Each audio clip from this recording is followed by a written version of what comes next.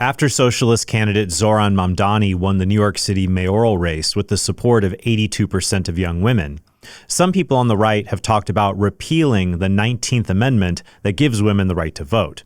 They say this is the only way to restore goods like the true meaning of marriage and legal protection for the unborn. But in today's episode, I'll show why this kind of rhetoric has the opposite effect and will make it harder to push back against evils like sodomy and abortion. First, let's take a look at a common argument in favor of repealing the 19th Amendment. Here's Protestant pastor Dale Partridge in a clip that has been seen over 4 million times on X. Is it good that women can vote in America? I don't think so, and here's why. Nearly every legalized moral atrocity of the last 100 years was made possible by the female vote. Abortion and homosexuality would likely still be illegal if not for the female vote. Mass immigration in the welfare state rode on the backs of the female vote.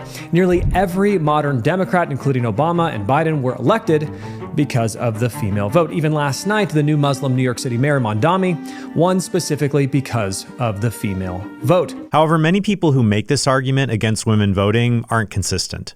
They say women tend to vote for bad things like pro-abortion liberal politicians, and so they shouldn't be allowed to vote. However, young people as a whole are much more likely to vote for these bad things than women as a whole. Mamdani won because of his support among young people, not women in particular. 2/3 of men under the age of 45 voted for him, on par with the rate of women between the ages of 30 and 45. Women under 30 went for Mamdani at a higher rate, but they aren't a very large voting bloc. We can also see this in previous presidential candidates, including Donald Trump, who did not win the youth vote in any of his elections. Even in 2024, young men under 30 were basically split between Harris and Trump. So by that logic, should we repeal the 26th Amendment and raise the voting age to 45 or 60 to make sure liberals don't win? African Americans are much more likely than women to vote for pro-abortion liberal politicians. The racial gap is way more prevalent than the gender gap in elections. So by that logic, should we repeal the 15th Amendment and only allow whites to vote? Now, there are anonymous online accounts who would say yes, but who cares what anonymous trolls think? What's more interesting are people like Dale Partridge or Joel Webbin who publicly say we should repeal the 19th Amendment. So I messaged them the following question. Since people under the age of 40 and African Americans support liberal pro-abortion politicians at higher rates than women, do you support repealing the 15th and 26th Amendments to eliminate their right to vote? Webbin didn't reply to me, but Partridge answered my question and said this: men of every color should have the right to vote and represent their household within a republic. So he didn't support repealing the 15th Amendment. When it comes to age, Partridge said this: as for the 26th Amendment, I believe age alone is a poor standard for determining voting eligibility.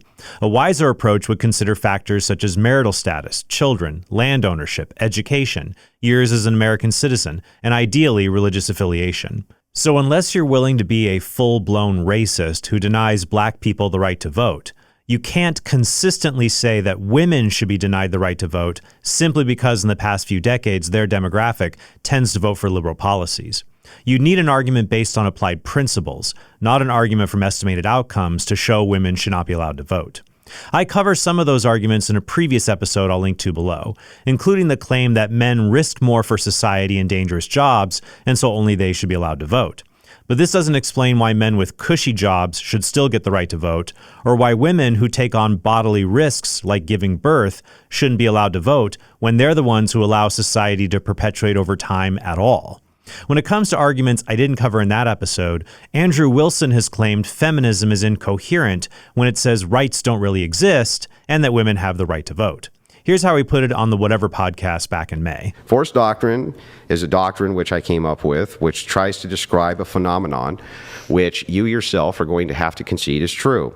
That half of the world right now, if men decide to, they can basically exterminate every single woman inside of their nations, and there's not a damn thing women can do about it. And because of this forced doctrine application, women's rights all come from men, not inherently from themselves. Therefore, feminism is a lie. Complete lie. That's forced doctrine. And just to be clear, Wilson is not saying he endorses men annihilating women. He's making an internal critique of feminism. His argument is that if we don't have inherent rights, then rights come from the state. Specifically, they come from the men who protect the state in law enforcement and the military. Therefore, feminists can't complain if the source of their rights takes away their rights. Now, I agree with Wilson that it's incoherent to say we have no natural rights and that outlawing abortion violates the presumably natural right to control one's body. But a feminist could just tell Wilson that, unlike natural rights, social rights don't have to come merely from a brutocracy or rule by the strong. They can be part of a collective social contract that everyone, even the strong, recognizes better than brutocracy. For example, in a true brutocracy, the rights of the weak come from the will of the strong, regardless of sex. In such a society, the rights of physically weaker men, like the elderly, the disabled, or even men who aren't in the top tier of strength and can't open a random pickle jar, like Wilson, their rights would come from stronger men who can do things like open a random pickle jar. But the strongest 10% of society couldn't unilaterally control the weaker 90%, because even if you are individually weak, there's still strength in numbers, as noted in this great scene from the 1998 film A Bug's Life. Those puny little ants outnumber us 100 to 1. And if they ever figure that out, there goes our way of life. Given this reality, everyone might prefer a social contract where more people have a say in government, which reduces the need to have to constantly threaten force over other people to get your way. So neither the argument from bad voting outcomes nor the internal critique argument show women shouldn't be allowed the right to vote. But what about a more principled argument? Some who advocate for Christian nationalism say women shouldn't vote because there is a natural order where only households can vote, and households are represented by husbands and fathers. Well, the Bible doesn't have a teaching on voting rights, since those are a recent part of history. Likewise, the Catholic Church was originally wary of voting at all, be it for men or women, since male voting is also a recent phenomenon in human history. But once women gained the right to vote, this was something the Church supported, as can be seen in Pope Pius XII, who said in 1945 that it is a strict obligation on all entitled men and women to take part in elections. Household voting would be something you'd have to support with a prudential argument. It's not something from divine revelation or church authority. Partridge tries to support this argument by saying men must lead because women are more susceptible to making bad decisions. Women are twice as likely to men to be seduced into an affair. They are 26% more likely to be financially scammed online. They are 3 times more likely to fall prey to psychics and tarot card readings and astrology and mediums. The same emotional vulnerability that shows up there also shows up in politics. But you can make the same argument against men being trusted with the right to vote. Some studies say that men and women get equally scammed, while others show that men are more likely to be scammed. Other studies show that because men are bigger risk takers, when they are scammed, they lose more money than women. Men being more likely to take risks is a good thing. It fosters exploration and discovery. But it's a bad thing when men are more likely than women to end up in the ER or the morgue because of their risk-taking. So the argument for men and women's capabilities also isn't persuasive. But even if you did implement household voting, it wouldn't change much. Married women are only slightly more liberal than married men. The real problem with Western countries is that unmarried women and unmarried men are both more likely to support wicked policies and politicians. However, if only households are allowed to vote, then what is the difference if these unmarried households still vote? This is why I asked Partridge the following question. Do you believe an unmarried man or an unmarried woman living on their own outside their parents' home would qualify as a household that is allowed to vote? To which he responded, no. I do not believe an unmarried man constitutes a household. However, I do think that there should be an exception for unmarried qualified men serving in the military, as their service demonstrates duty and responsibility worthy of representation. And of course, Partridge thinks unmarried women don't constitute a household either. My point, though, is that it's ironic that nearly all the unmarried men who supported Partridge's video online would be unable to vote under his ideal system of government. But here's my bigger concern. How do you convince 50% of the population, or probably 80 to 90% under Partridge's plan, to vote to give up their right to vote? Partridge says, if we can overturn Roe v. Wade, we can repeal the 19th Amendment. But while over 200 Supreme Court cases have been overturned in history, only one constitutional amendment has ever been repealed, specifically the 18th Amendment, which banned alcohol sales. It was overturned 14 years later because the law couldn't be enforced due to organized crime, and the government really needed tax revenue from alcohol sales during the Great Depression. Realistically, you'd have to spend several generations converting people to a traditional view of Christian society until a supermajority, at least 80%, would vote for it. But by that point, you wouldn't need to take away people's right to vote because most people, men and women, could be counted on to vote for the right thing. The problem with repealing the 19th Amendment to address our social problems is that it cannot be implemented when its defenders say that it's needed.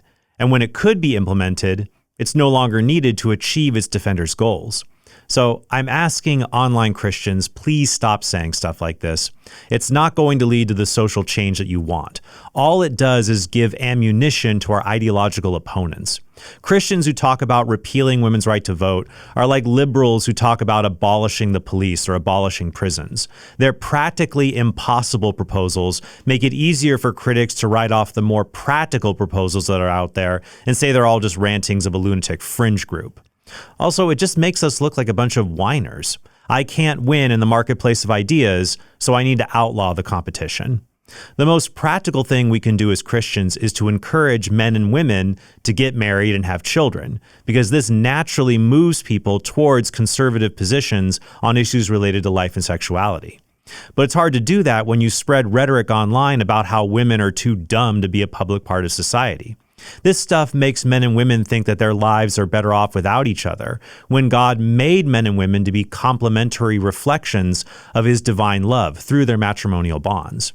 So instead of trashing other people made in the image and likeness of God, as Christians, we should trash the lies that our culture has been feeding us. This includes the lies peddled to women that men in marriage inhibit their happiness, as I cover in my previous episode on the real problem with childless cat ladies, and the lies peddled to men by far-right grifters that marriage will lead them to a life of misery, as I showed in my debate with Pearl. Thank you so much for watching, and if you want to be part of a great event for Catholic men and women who want to build up our culture, then register today for the Council of Trent Conference in Dallas on April 11th. We'll have speakers like Brian Holdsworth, myself, Joe Heschmeyer, Evan Ragas, Lila Rose, and over 24 Catholic creators who will equip you to evangelize a world in need of the gospel of Jesus Christ. Register today at conferenceoftrent.com. Thank you so much for watching, and I hope you have a very blessed day.